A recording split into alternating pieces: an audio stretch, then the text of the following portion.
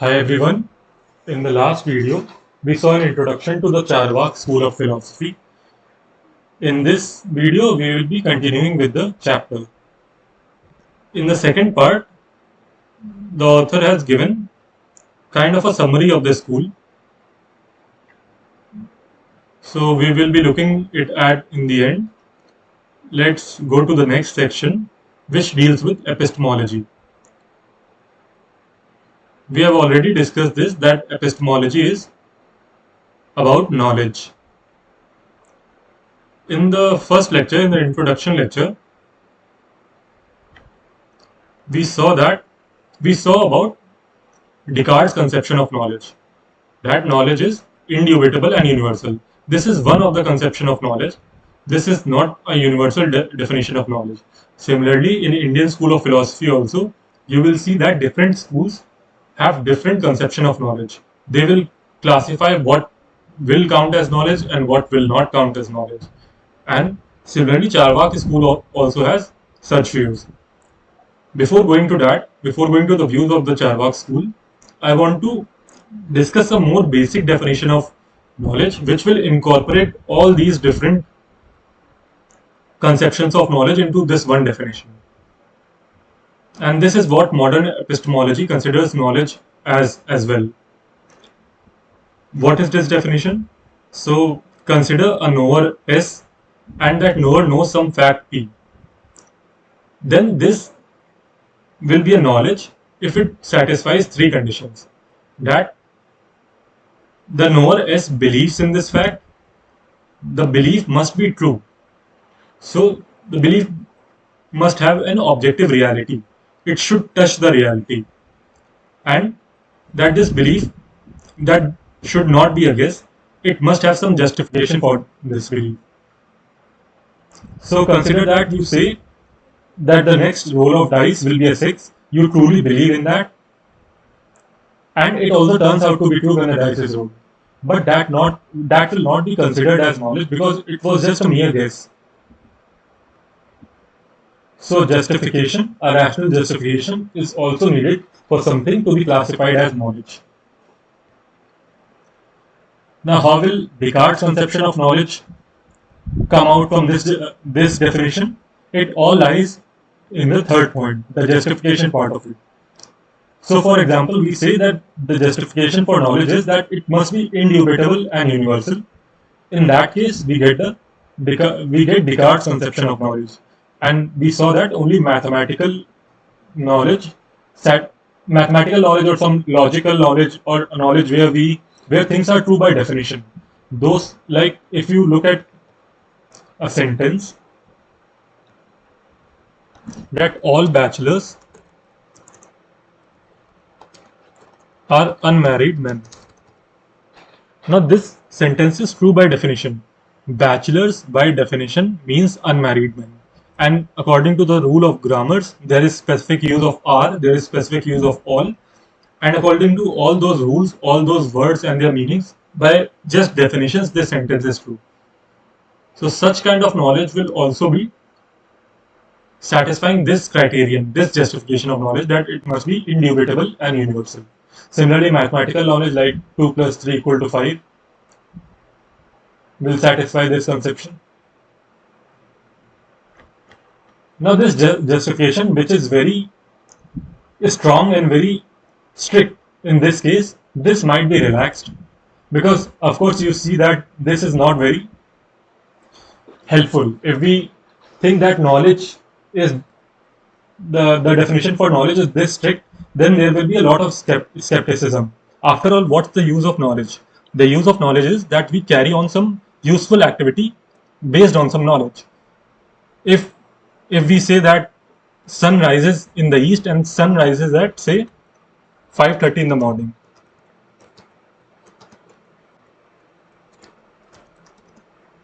So according to some laws of physics, we have deciphered that sun will rise in morning at 5:30. If we consider this as knowledge, we will plan our day according to this. So the purpose of knowledge is to remove the skepticism and to engage in some useful activity.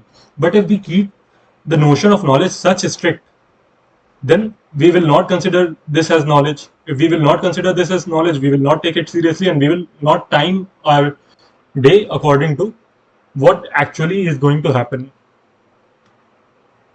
Again, this is not a logical necessity. We will come to it that even the laws of physics are not logical necessity. They are not there by definition. We have formed laws of physics by looking at the evidences and formulating a hypothesis. It's other thing that that hypothesis has predicted things very closely, and that is why we follow them. It removes the skepticism and it has practical utility, but this is not a logical necessity. The sun might rise at 9 p.m. tomorrow, even if the laws give it to be 5:30. This is not a logical fallacy. It is just that our laws show that and predict that it will happen like this, and our laws till now have worked very efficiently. Okay, so what we do for practical utility, we have now very relaxed this justification a lot. And in the present world of social media, you might even see people relying on WhatsApp forwards and treating them as knowledge.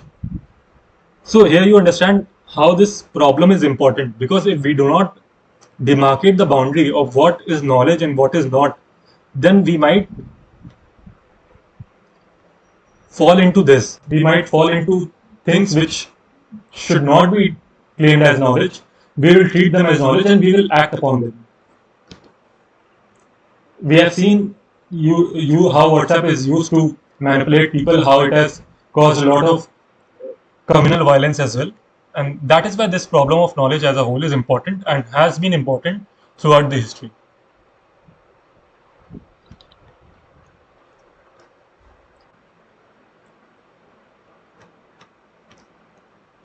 Okay, then. So we have seen that for true beliefs to count as knowledge, it is necessary to provide some kind of justification. Now, one very important source of justification is the sources, the source from which knowledge originates.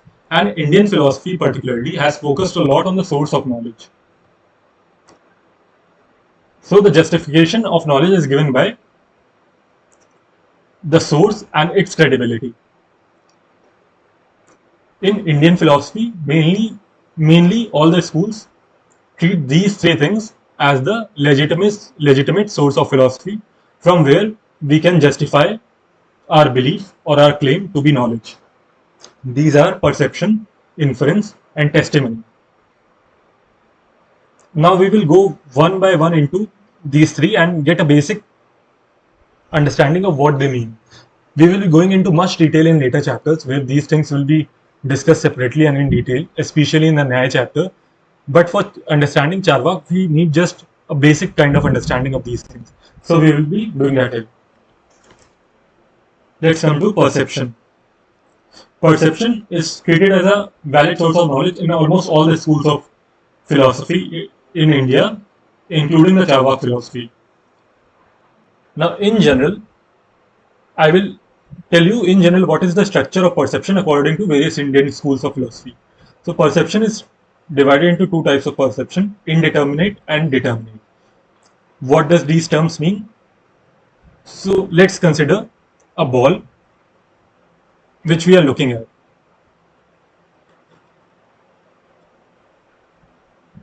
How does this perception happen? Even by our modern scientific knowledge, we say that the ball has certain shape, it has certain color, it has certain, let's say it has a seam in between. When we look at it, what's going into our brain is only the sensations. So certain light is reflected through the ball and it goes through our eyes, and then our brain manipulates it.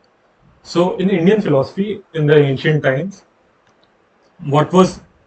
such conception was popular then as well, that some senses, that there is some sense perception, that there is some data, there is some sense data which is going into a brain. So that sense data is very simple. It might be like redness. We will see some redness, which will be the color. We will see roundness, all these kind of things. This is what we will go into our head. This is the first level of perception. This is the indeterminate perception. In this level, we have not yet deciphered that it is a ball, because ball after all is a concept. Ball is a complex concept which we have named for a thing which is round, which has certain color, which if it is a cricket ball, then it has a seam, it is either red or white. So that is a concept, but what the sense data we get is only the roundness, only the redness. And at the first level, when only sense data is there and no conception of what the thing actually is formed, that is called the stage of indeterminate perception.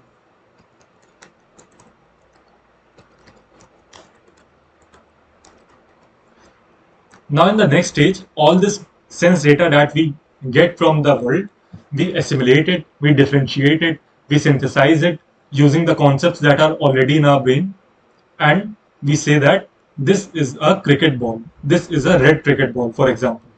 So these are the two levels at which perception happens. Now let's come to inference. So inference, in your general understanding, you can understand that from one thing you know about one thing, and from that, using that thing, you infer some other thing. So let's look at this example. We have this perception that the wax, when put in sunlight, melts. The wax put in sunlight is, okay, the language is a bit wrong here, but the wax, when put in sunlight, melts. That is our perception. That is, whenever we put wax in sunlight, we see that. Because we see that again and again, and also because now we have certain theories backing it up, theories of physics, we draw an inference from those theories, that from this perception and those theories, that sunlight makes the wax melt. So for now we have those theories backing it, but in the ancient times it was only this perception which we had to work around with. So because everyone sees that whenever wax is put up in sunlight it melts, so we in general form this relation of concomitance, relation of invariable concomitance.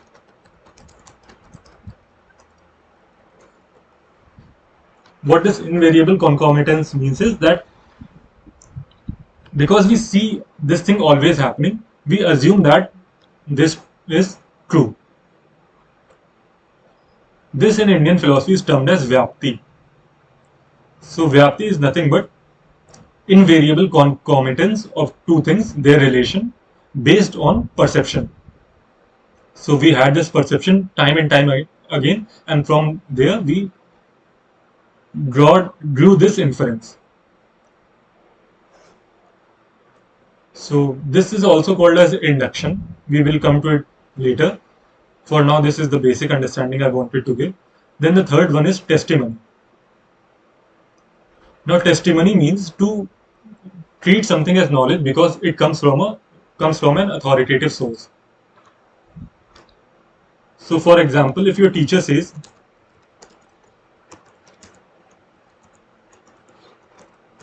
that red color has lowest wavelength,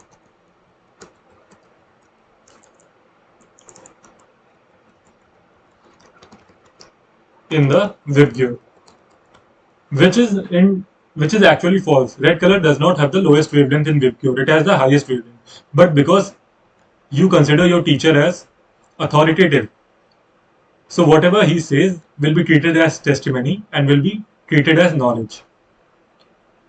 Testimony forms very important part in Indian philosophy because Indian philosophy treats a lot of schools, not all the schools, a lot of schools consider whatever is spoken in Vedas as authoritative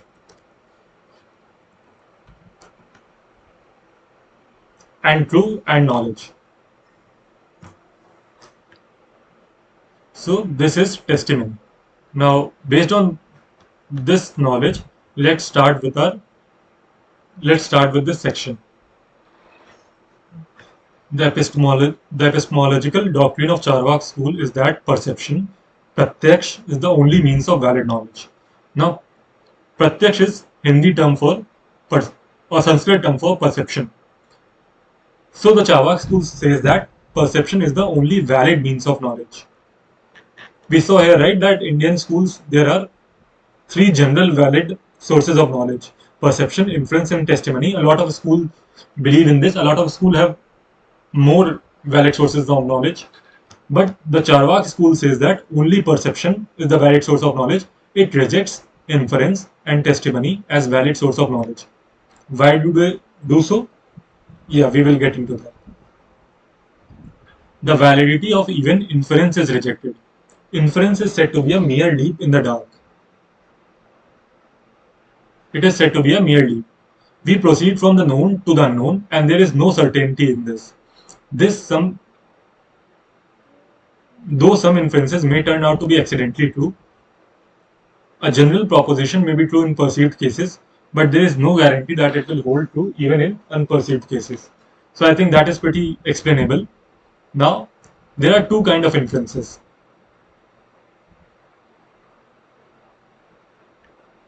Deductive inference and inductive inference. What these means? So let's look at an example of deductive inference. All men are mortal. This is our premise. This is what we consider is true. This is the place from where we start. Okay. So this is a major premise. Major premise is a technical term that we use in syllogism. We will talk about the structure of syllogisms when we are in the next chapter. For now, that much is not required. Just look at the concept. Then we have a fact that Socrates is a man. This we know by fact. By using this premise and using this fact, we come to a conclusion. We come to a deduction. What deduction means is from certain first principles, we deduce some other knowledge. And that knowledge is that Socrates is mortal. As Socrates is a man and all men we know are mortal, hence Socrates is mortal. This is deductive inference. The other kind of inference is inductive inference. So this I talked about when I was talking about Vyapti as well. So consider this perception that whenever I see smoke, I see fire. This is a perception that I have. And from this perception, because you have always seen this to be happening, you have seen thousands of cases and this never failed. So you formed a general Vyapti that wherever there is smoke, there is fire. So this is known as inductive inference, that from simple perception and enumeration of different perceptions, we come to a principle, we come to a Vyapti. So now you understand the difference between deductive inference and inductive inference. Deductive inference starts from a premise, starts from something we already know, and inductive inference reaches to a general principle from our perceptions and from our individual perceptions to a general law. Now, what problems do Charvaka school has against these two kind of inferences? So it says that deductive inference is vitiated by the fallacy of petito principii. It is merely an argument in circle. So Charvaka says that deductive inference is a fallacy. It is an argument in circle. Why does he say so? Again, we did not question this premise itself. We assume that it is true. So Charvaka said that how can you come to a conclusion that Socrates is mortal when this premise in itself that all men are mortal can be questioned? How can you be clear that this is the case? Have you seen all the men? There might be some men who are immortal. We don't know that. So this statement itself is questioned. And how is this an argument in circle?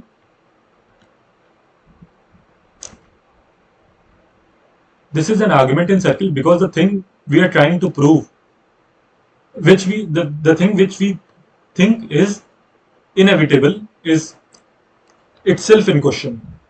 So we consider that A is true, and from that we come to a conclusion that B must be true. But A itself is questionable. That is the fallacy. Right?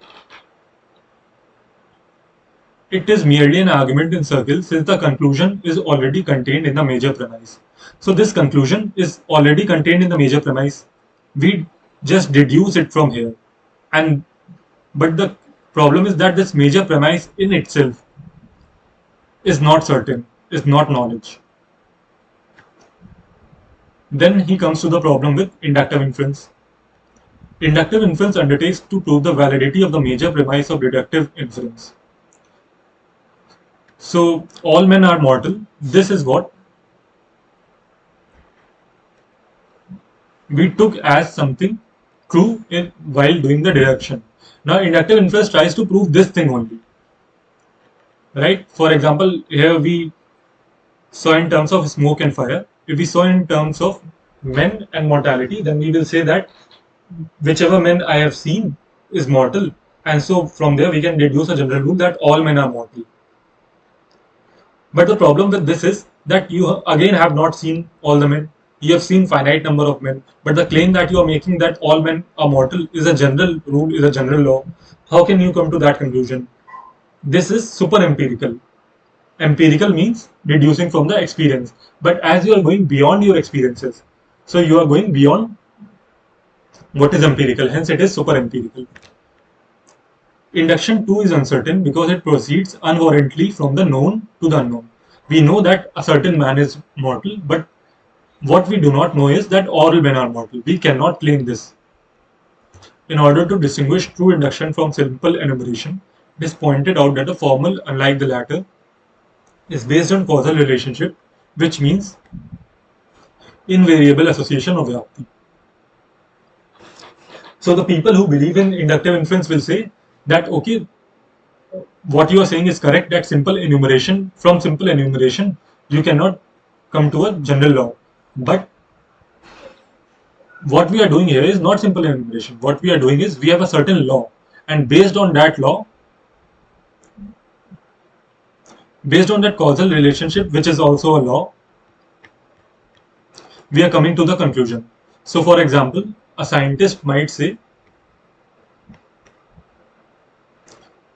that we have law of gravity, and from that law of gravity we say that the sun will rise at 5:30 am on this day. But what Charvak will then say is that how is that law guaranteed? What makes you to say so that that law will be followed every day? After all, Newton came to that law also after looking at some evidences and then coming to a general principle. So you understand, right? What law of physics are and how they can be questioned. They are not logically true. They are just induction from certain basic evidences, and we have formulated a hypothesis.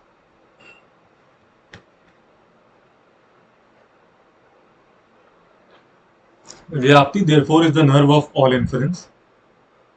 Vyapti again, sentences like all men are mortal. This invariable concomitance. Concomitance means these are associated with each other. Invariable means that they are associated with each other in all the cases. And this is the nerve of inference. It is from this Vyapti that we can do inference. And Charvaka attacks this Vyapti itself. Charvaka challenges this universal and invariable relationship of concomitance and regards it as mere guesswork. Perception does not prove this. Okay, now they argument like this. So Vyapti in itself is a kind of knowledge, and we have seen that knowledge can be proved using some sources of knowledge like perception, inference, and testimony. Now they talk about that perception does not prove this Vyapti. Why does perception does not prove this Vyapti? Because we perceive only some finite number of things, but these are general rules. So these are beyond perception, and hence perception cannot prove these. Nor can it be proved by inference. Why it cannot be proved by inference? Because using Vyapti itself, we infer things. From Vyapti, we draw inference. So from inference, we cannot conclude that Vyapti is a knowledge, because that will be circular, right? You're saying that from Vyapti, you draw an inference, and so from inference, you cannot draw Vyapti. That will be circular. Inference itself presupposes its validity. testimony too cannot prove it. Testimony also cannot prove Vyapti, that some, say the Vedas say it, or say some authoritative person like your guru says it, then also you cannot claim this to be knowledge. Why? Because testimony itself can be reduced to inference. So a lot of school will reduce testimony to inference. How? So say a person says truth.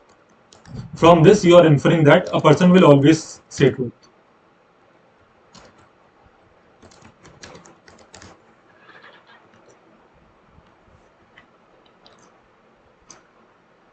When it comes to an authoritative person, this is what we perceive, right? That a person says truth.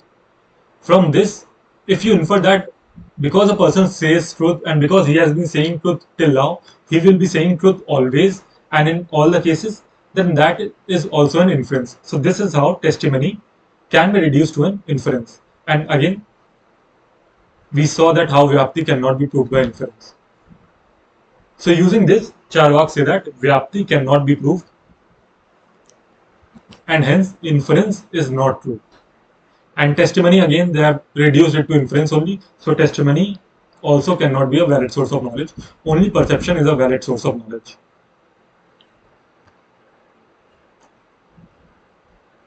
So both kind of inferences, induction and deduction. As induction is uncertain and deduction is an argument of certain, so they cannot be true. Now the position of Charvaka is compared with Shunyavad Buddhism and Advaita Vedanta. I told you that almost every school will be compared with Advaita Vedanta, and so we need to have a workable knowledge of Advaita Vedanta. So for now in this lecture we will end here, and in the next lecture we will see what Advaita Vedanta stands for, its metaphysics in a very abstract and top level. Okay, thanks.